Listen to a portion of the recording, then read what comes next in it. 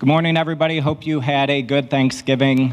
If you're like me, you're still wondering how you ate that much, but it was worth it, I think. We only do it a couple times a year, so it was fun to dive in, but good to see you guys here as we start December with snow.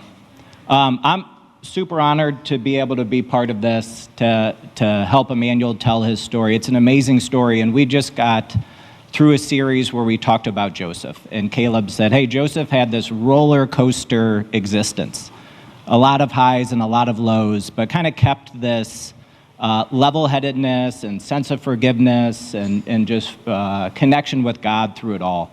And I want you to keep that in mind as we hear Emmanuel's story today. I think you'll find some parallels in those things. So prior to that, I wanted to get into a little bit about the situation from Emmanuel's home, the Congo, to give you a little bit of backstory before we start asking him about his life. So the Congo's been going through a war for about 30 years. You look at the graphic up here, you see the Holocaust. As far as a genocide, roughly 11 million people were killed during the Holocaust. 6 million of those Jews and then 5 million others. So just, devastating effects. And then you guys have probably heard about Armenia and Darfur and Bosnia, but you probably haven't heard much about the Congo. It's often referred to as the silent genocide because many of the people that have passed, of the estimated 5 million, are due to malnutrition, lack of getting medical supplies to war-torn areas, kind of the deaths that don't make maybe the front page of the news. But it's been tremendously devastating for everyone affected by that in that whole country and kind of the surrounding area. Estimated 3.5 million, or I saw Amnesty International said earlier this year, 7 million people have been displaced from their homes. We'll get into a little bit of the demographics of it here in a second. And there's been 2 million refugees. And unfortunately, a lot of the casualties of this conflict have been children. It's a very young country. And unfortunately, they're the ones that are suffering the greatest. You look on the right, and it just shows kind of the countries, a lot of them Afghanistan, Yemen, Syria, that are considered violent or less peaceful.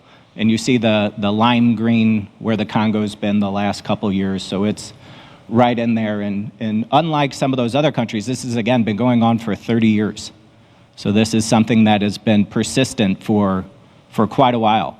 So looking at the demographics of Congo, it's about 90 million people. To give you kind of frame of reference, USA is about 330 million. Very young population, 41% of them are under 14 years old, where in the US that's under 20%.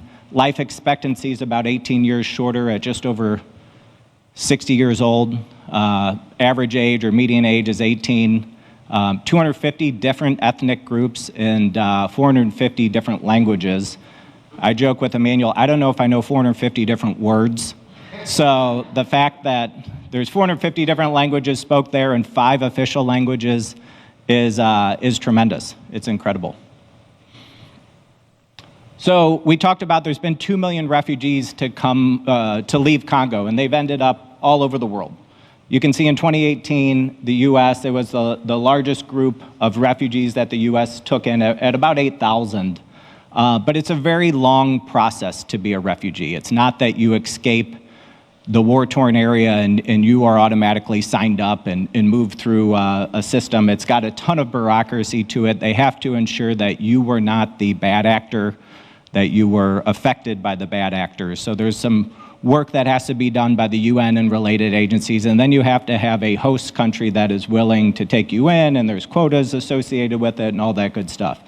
Emmanuel's tribe is a Bane Malenge.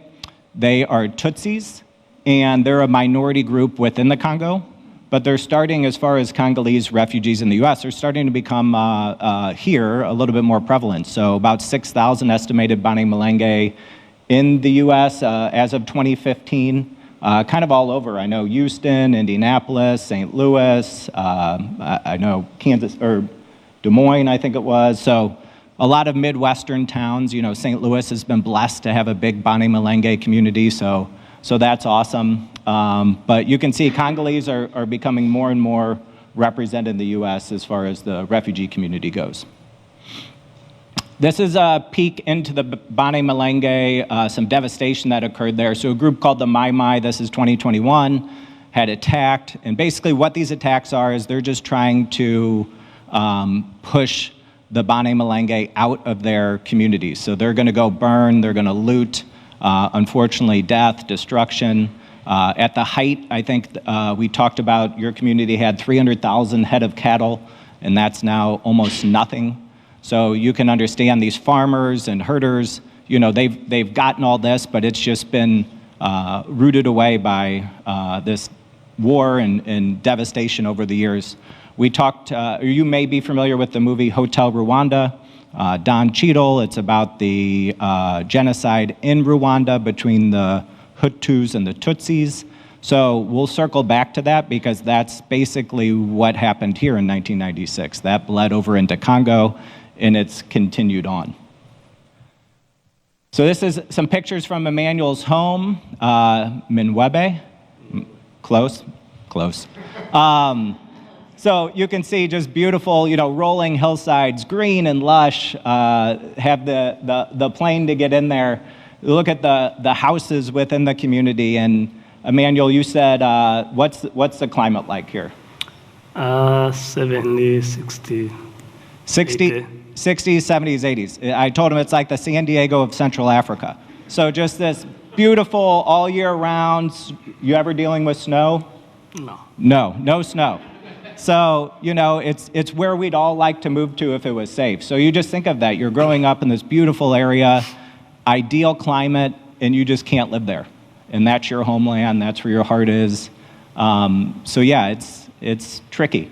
And we'll talk about that a little bit. And finally, just a snapshot of Emmanuel's family. You've seen him around, beautiful family. So we're just super blessed to have them as part of our community. And we'll get into his story now. So, Emmanuel, I gave a little bit overview of your home, but why don't you tell us what it was like growing up in Congo? Yeah, first I will say good morning, everyone. And thank you, church, to give me this opportunity. Back growing in Congo, my town is not that much big, but it's huge as you see. We have good climate, good mountain, good valley, a lot of cows, but as we said, now we don't have none. So I grew in a small village. Life was very easy. We are farmers, and you know, farmers' life is easy, no stress. There is not a lot of calculation as in town. There is not a lot of bills, as I think I hear first word bill in the US. So the life was easy. We eat food from farmers. As you know, farmers, they prepare their stuff. They don't need to go to grocery store, supermarket, and other place. But it was so nice. Definitely, I left there young, very young, age 8. I still miss my place, and home, as you know, is always the best. Yeah. Yeah, so you grew up in this kind of idyllic upbringing, you never heard of a bill, you're kind of sustained by your community. Everyone is pitching in and farming and herding. And then life changed. I think it was Rwanda, the genocide in Rwanda was 1994. That spilled over into Congo in 1996. So what then happened? What led to your family leaving Congo? Yeah, as you hear, Rwanda was having a genocide in 94. So some enemy from Rwanda who was having genocide, they fled from Congo. But these who fled from Congo, they bring ethnics and hate in our country. So they starting to tell some that they are brothers, friends, stuff like that. And then they form group again to starting killers. Also, they was having goal to go back in Rwanda to do genocide again. So from that, I was really young. I didn't know even what to do, but my dad, he made a good decision to serve his family, to protect his family by fleeing my country. But it was not easy. I really see kids who doesn't flee with his parent. I see mom who fleeing not together with kids. I see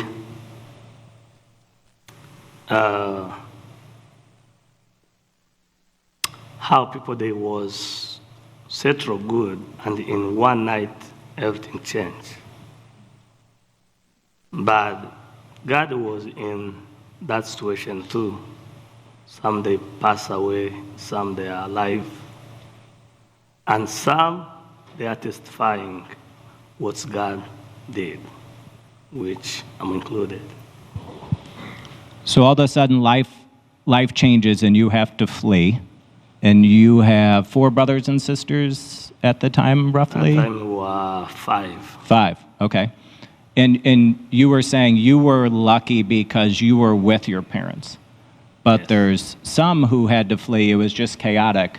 Parents went one way, children went the other way, Yeah. and you were just escaping for safety, right? Yeah. And then once you got to the bush, got to the jungle, what then happened? So you're out of your house and you end up in the jungle. You're with your family, others are not. What happened then? The only way was to hide in forest. So daytime we hide, night we walk.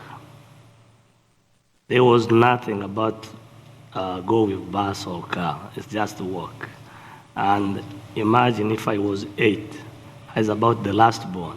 So my dad and my mom, they had to carry some on the back, on the shoulder. Hard life. And also, where we sleep in the night, in the forest, we are with other kids. And then when my dad asked them where the parents are, they say they don't know. So from that time, my dad adopted them. So we were 5, plus my mom and dad 7. He adopted other 8 kids. So the situation is bad. It's going to be bad more. It was 7 people, now it's 15 people.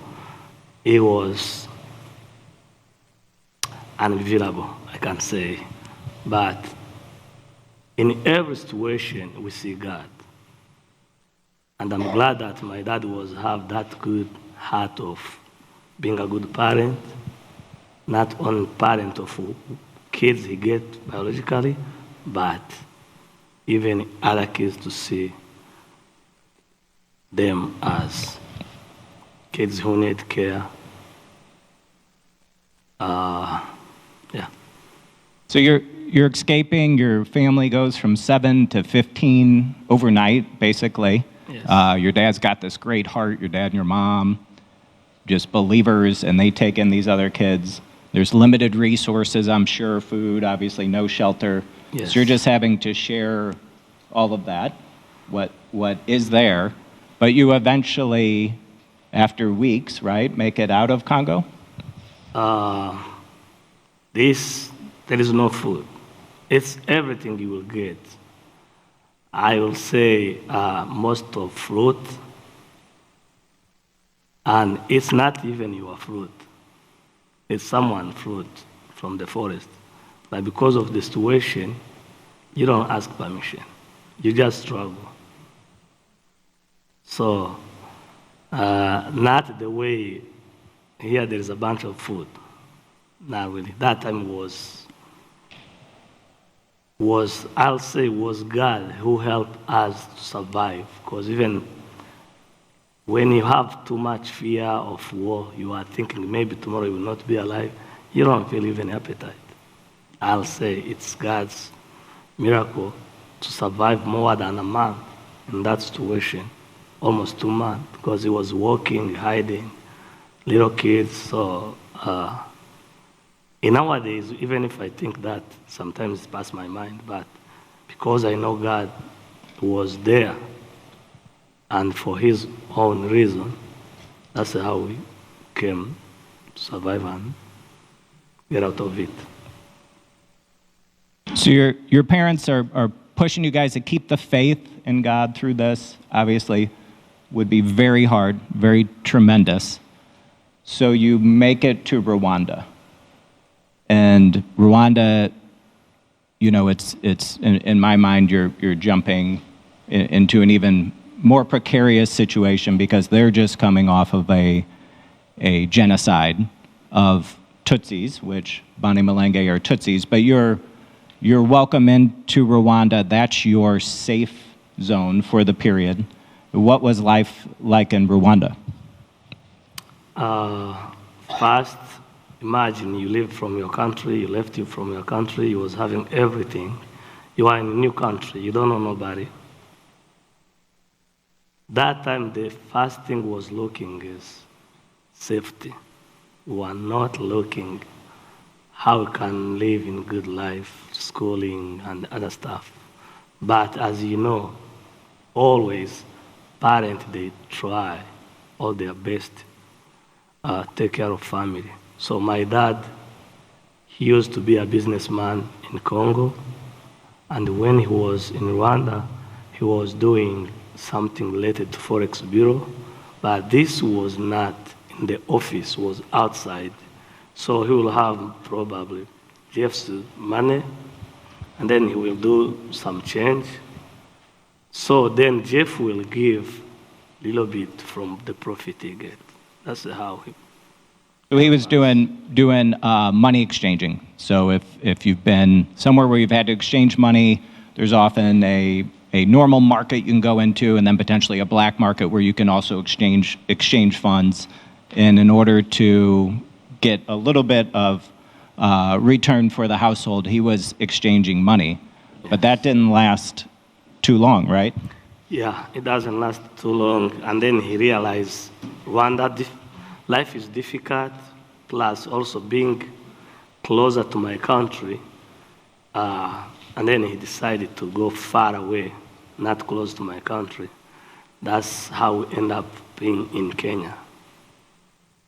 But before you went to Kenya, you were always a believer and you kept going to church-related services and worship groups. So what happened to you specifically in Rwanda related to God?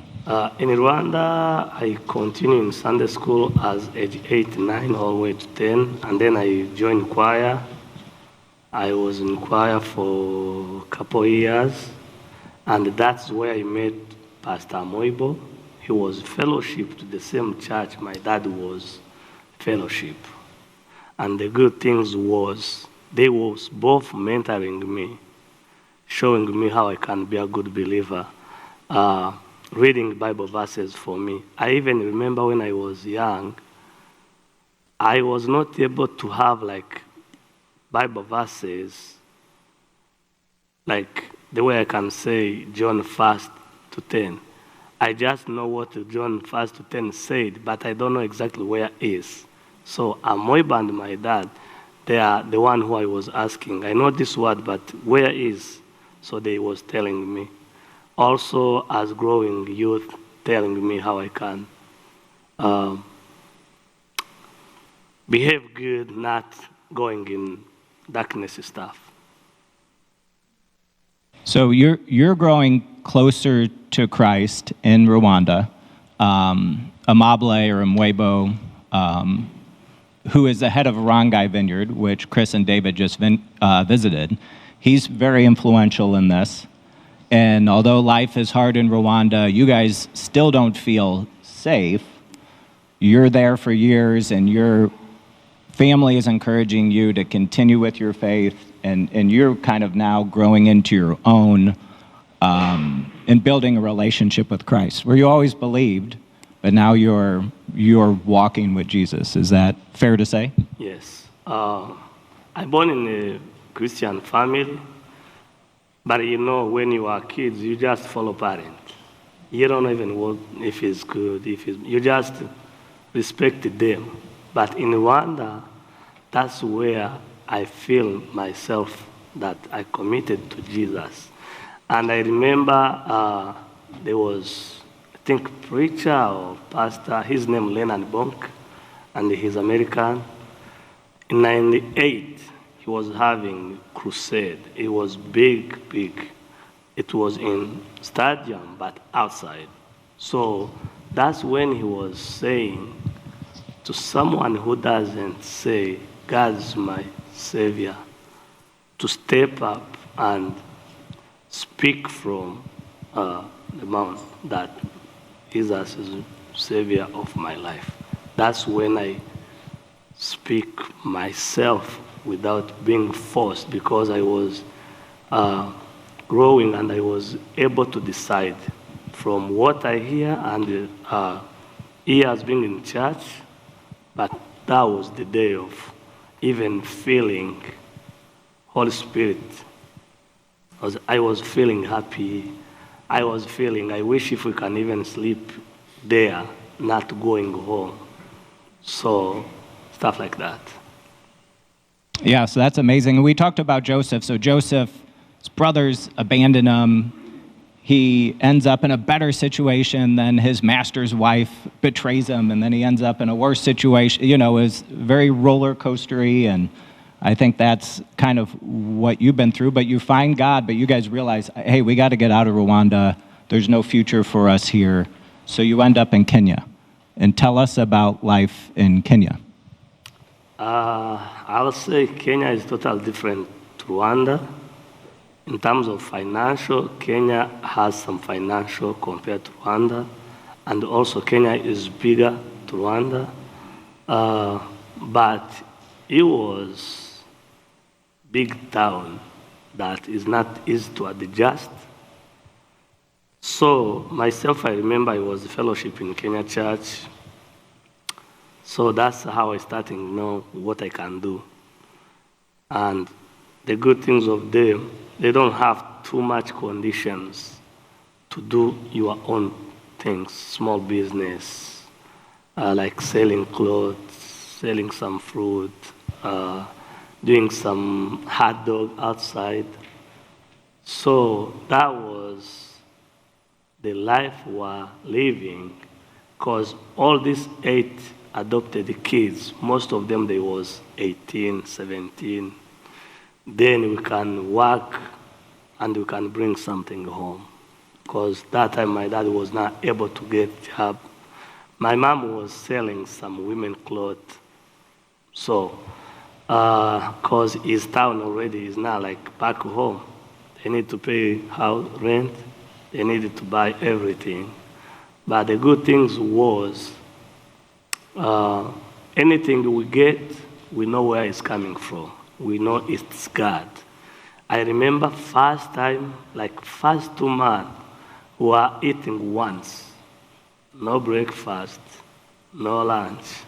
It was just 3 p.m., that's it, for first 2 months. Later on, so we work, then we can do twice, not 3 times. There is no dessert. There is no lot of fruit. So you just get something to put stomach, but you don't look, it's morning, it's lunch, it's evening. No, it might be probably noon and then 7 p.m., that's it. So, but God was also helping us, because there they speak English. Our Swahili from Congo and Swahili from Kenya is different. When we speak, they don't catch us. When they speak, we don't catch them. So it's like, even if you're selling, you say they don't understand what you mean. Sometimes you need to point. So it was not easy, but also as young, we try to adjust. Some they starting doing some training from English teachings.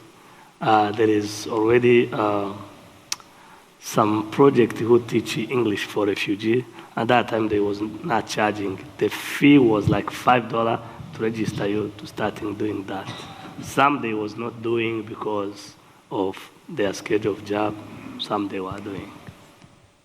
So what were living conditions like? Like how many bedrooms? How did your housing look like in Kenya? So first time when we went, it was 2-bedroom. The owner, he say, oh no, you have to get out. I cannot keep you. My toilet will be full very quick. So he gave my dad back money. He asked us to find somewhere else. So, and then it was like 1-bedroom, 1-bedroom, 1-bedroom. So my dad 1-bedroom, boys 1-bedroom, girls 1-bedroom. And then later on, we found 3-bedroom that can fit. Boys were 8, girls were like 5, I think. And then my dad, other room. So it was 3-bedroom with sitting room, no dining room. So the dining room was the same time sitting room. So you're in Kenya and you find out your dad's brother Justin has ended up in the United States. So you guys can then seek asylum to the United States to be refugees here. And what was that process like, and what went through your mind through that time? So when Justin left Congo, I don't know exactly what time he left. But I knew him in Congo, but I was little. But when he left, I don't know even if he left for good reason or bad. All I hear in 2010, I hear my dad say, he get a good news that his brother is in the US. And then, I don't know even how Justin found my dad's phone number, but he told us they talk. So, and then from there, Justin that's when we moved to 3-bedroom, by the way. He was starting helping my dad. And then, meanwhile, I don't remember very well how he was connected to David and Lindsay. And then they came to Kenya. And then we see him, and then we hear that Vineyard Church, St. Louis, is helping us. That time life was getting better. Noah was in boarding school that time. Jane was in boarding school. I was already doing college. So God was, I would say, was live to us. We can see from playing and then doing school, eating, sleep without any issue of fearing enemy. So in UNHCR also, they interview, they ask you everything how it was, but you don't choose where to go. You don't even ask to go somewhere else. But there is something they call family reunification. The good example I will say probably is the way I'm with Jolie. So UNHCR can do family reunification with Jolie. And this one will need Jolie to accept that he can do all they need to be reunited with his family. So I think that time UNHCR was asking my dad and was asking Justin, because when they interview you say you are siblings. And when when my dad tell them his siblings, so Justin already was in the system, in the UNHCR, then they do. So they want family to meet again. So that's how we end up came in the US, because Justin was here and was his brother and also was in St. Louis.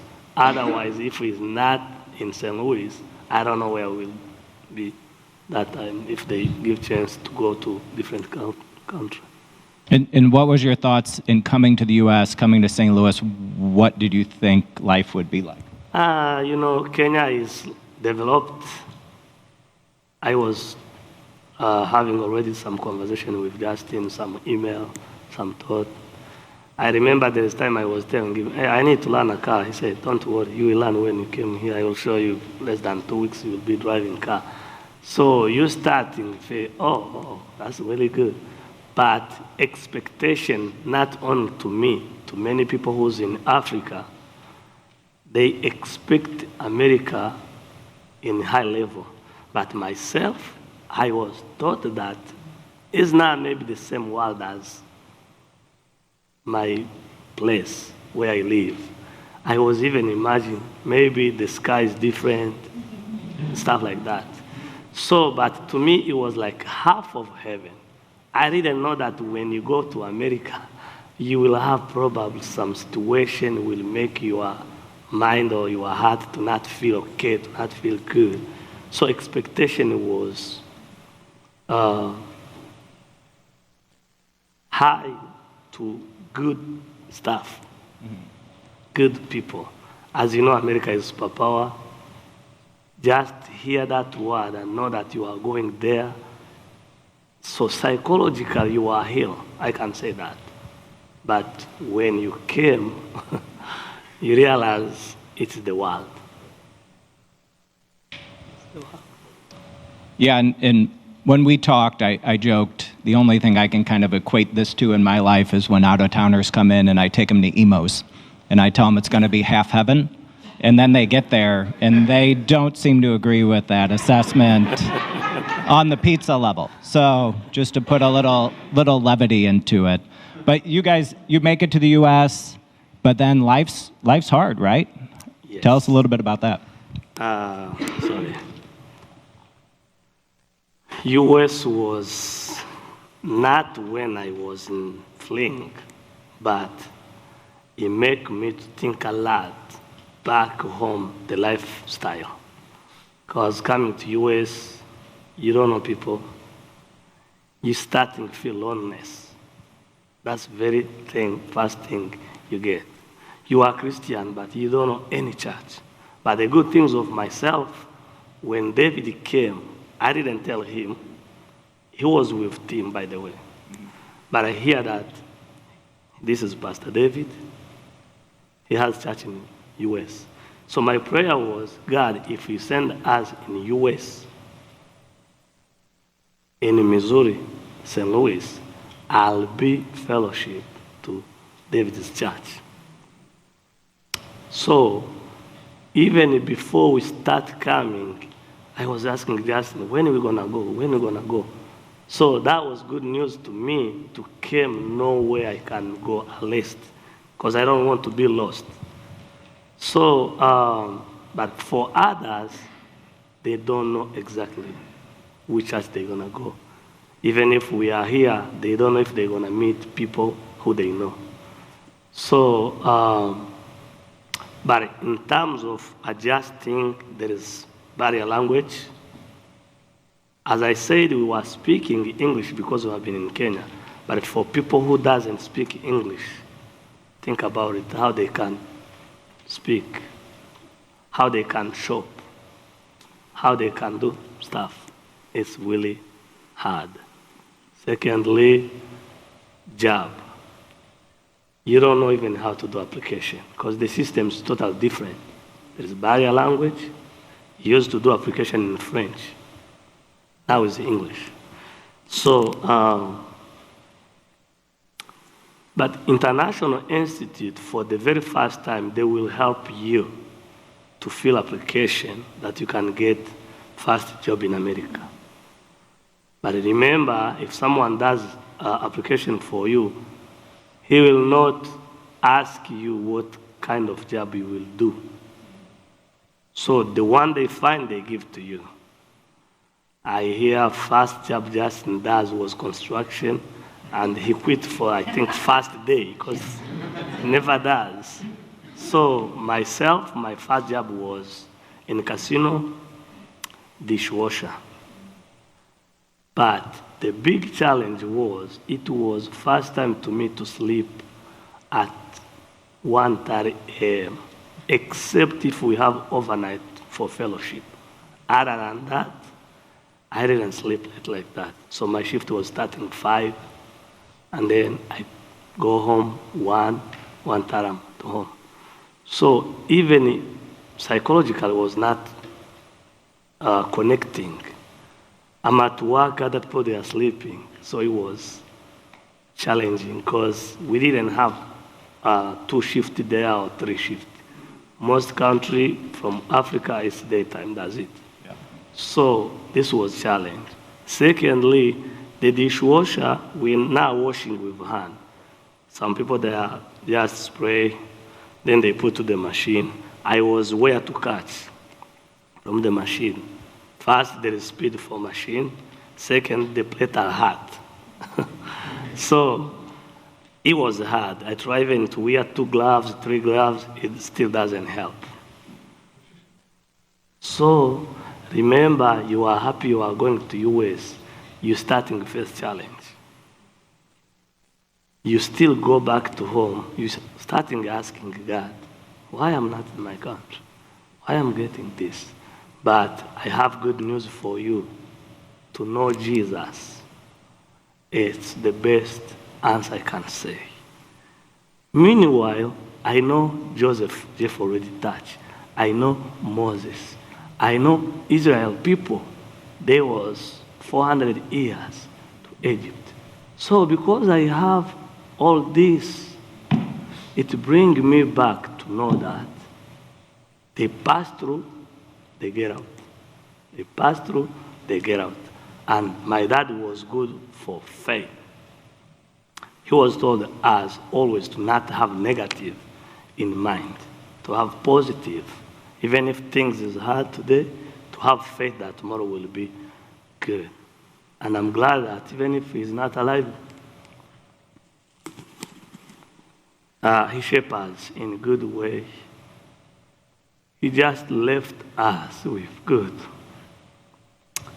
parent, good God, who help adopted kids, who help poor people, who help hopeless people, who help even these people who doesn't believe yet. And he leave us where we cannot think about how kids they will do school and the other stuff. So I thank God that being born in a Christian family, growing in a Christian family, staying in Christianity, not left, it was the best thing I enjoy in my life. I wouldn't be connected this way if it's not God. I wouldn't speak in front of people if it's not God. So I'm telling everyone who's here to see hope, to believe that everything is possible by God, not by our financial stuff, not by our school, not by our family. God first. Yeah, and we're up against time. We could chat all day, but I think that really sums it up and is really a great way to wrap it up. So yeah, I just want to thank Emmanuel for sharing his story, just unbelievable story, and I think it seasonally just hits perfect on having faith and having hope and, you know, this legacy that his father through Christ left on him and everyone he and his brothers and sisters are coming in contact with now. So what just an awesome story. A couple invitations for you guys is, you know, if you're harboring anger or resentment or frustrations towards others, towards systems, towards whatever, you know, this time, try to find forgiveness. It's really hard to look forward without forgiveness. It's hard to have hope if you're still, you know, keeping that inside. So we'd like to invite you guys to do that. And I think at the same time, you know, there's so many neat, interesting, wonderful people around us, all of God's children. This holiday season, try to step out in your community and meet somebody new and just learn your story, learn their story, share your story. God's made us all to connect. And I think this is a great time of year to do that.